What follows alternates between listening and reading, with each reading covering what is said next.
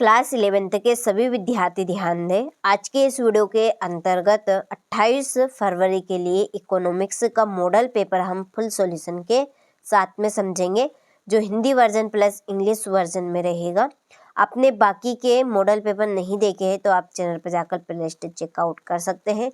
6 model paper आपको हम provide करवा रहे हैं और इन 6 मॉडल पेपर की सॉल्यूशन की PDF हमने तैयार कर ली है, जो एप्लीकेशन के ऊपर आपको मिलेगी।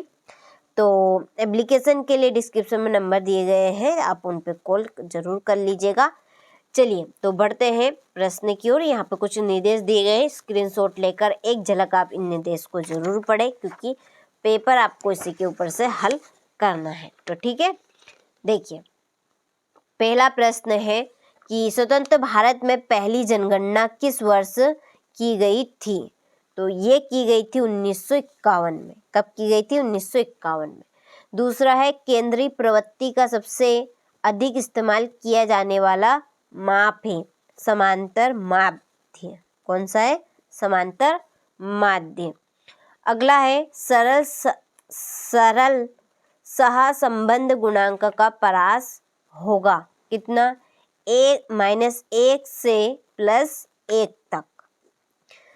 अगला है कि भारत में योजना आयोग की स्थापना किस वर्ष की गई? 1950। निम्न में से कौन सा एक मानव पूंजी निर्माण का स्रोत नहीं है? सड़क परिवहन व्यवस्था में निवेश। निम्न में से कौन सा एक वैश्विक समूह नहीं है? विश्व बैंक। कौन सा है?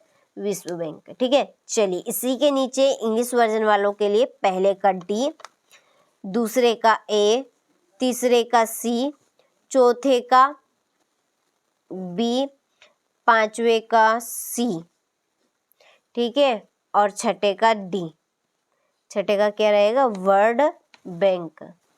ठीक है, चलिए दूसरे प्रश्न की ओर बढ़ते हैं। तो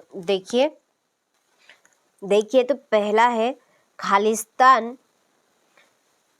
खालिस्तान सभी उत्पादन क्रियाओं का आधार है। तो किसका है? भूमि का। ठीक है, क्या इसमें? भूमि। दूसरा है बारंबारता वितरण खालिस्तान आंकड़ों को एक मात्रात्मक चर में वर्गीकृत करने का सामान्य तरीका है। वर्गीकृत।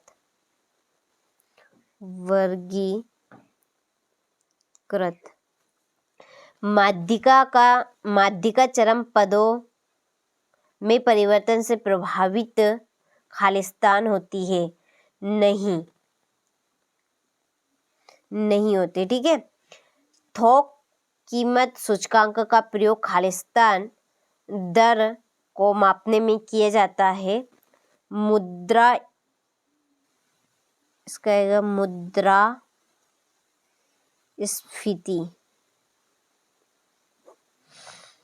अपने उद्यम के स्वामी एवं संचालक खालिस्तान कहे जाते हैं उद्यमी। खालिस्तान आंदोलन हिमालय पर्वत में वन संरक्षण से संबंधित है। चिपको। ठीक है, चलिए तो आप यहाँ से स्क्रीनशॉट ले लीजिए अच्छे से। इसके बाद ये आपके इंग्लिश वर्जन वालों के लिए। ठीक, चलिए अब बढ़ते हैं सत्य की ओर।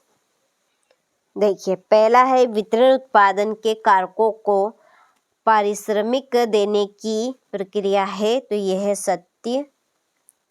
दूसरा है श्रृंखलाओं की तुलना के लिए मात्र औसत ही पर्याप्त नहीं है। बिल्कुल सत्य है। तीसरा है सूचकांक आर्थिक नीति निर्माण के लिए उपयोग होते हैं। सत्य। भारत में व्यापारिक बैंक वित्तीय क्षेत्र का नियमन एवं नियंत्रण करते हैं। तो यह है असत्य। ओजोन अपक्षय का कारण समतापमंडल में ओजोन की मात्रा में वृद्धि होना है। तो यह है असत्य। और जीवाश्म ईंधन गैर नवीकरणीय संसाधन है, तो ये है सत्य। क्या है? सत्य। ठीक है, चलिए यहाँ से आप स्क्रीनशॉट ले और कंप्लीट करें इनको। इसी के नीचे ये आपके इंग्लिश वर्जन वालों के लिए। ठीक है, चलिए अगला है सही जोड़ियां बनाइए। पहली है संची बारंबारता वक्र, इसकी जोड़ी है तोरण। ठीक है, स्थितिक मान है माध्यिका। आंकड़ों को 4 बराबर भागों में बांटने वाला माप चतुर्थक। उपभोक्ता कीमत सूचकांक, ये है आपका खुदरा कीमत। बैंकिंग है प्राथमिक क्षेत्र। पशुपालन, पांचवी आपकी ये रहेगी सेवा क्षेत्र और पशुपालन है ये। ठीक है, मानव विकास संकेतक, इसकी जोड़ी है जीवंत प्रत्याशा। क्या हो गई? जीवंत प्रत्याशा। ठीक है, चलिए इसी के नीचे ये आपके इंग्लिश वर्जन वालों के लिए जोड़ी नंबर डले हुए हैं, तो आप स्क्रीनशॉट लेकर कंप्लीट करें। चलिए इसके बाद में है एक वाक्य में उत्तर दीजिए। पहला है गुणात्मक मापन के लिए सर्वाधिक उपयुक्त औसत कौन सा है? माध्यिका।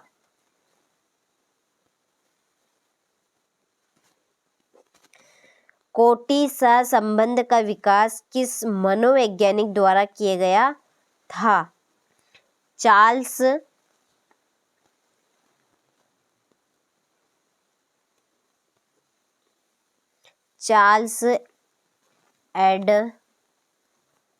एडवर्ड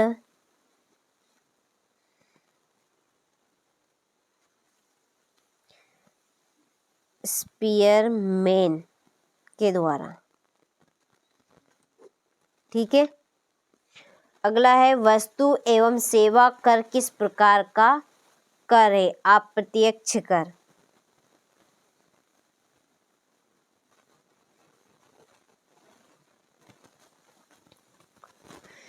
कृषि की कौन सी पद्धति पर्यावरणीय संतुलन को पुनः स्थापित तथा संरक्षित करती है? तो इसका आंसर है जैविक कृषि। कौन कहते हैं? जैविक कृषि। ऑपरेशन ब्लड का संबंध किस वस्तु से है? दुग्ध उत्पादन से। दुग्ध या दूध उत्पादन। प्रति 1000 पुरुषों में महिलाओं के अनुपात को क्या कहा जाता है? लिंगानुपात।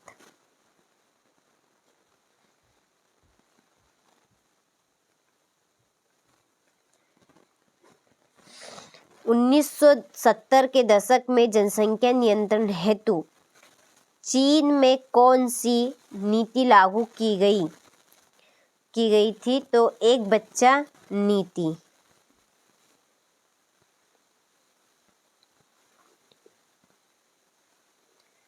एक बच्चा नीति। ठीक है, चलिए तो यहाँ से आप स्क्रीनशॉट ले और कंप्लीट करें। ठीक है, इसी के नीचे आपका इंग्लिश मीडियम वालों के लिए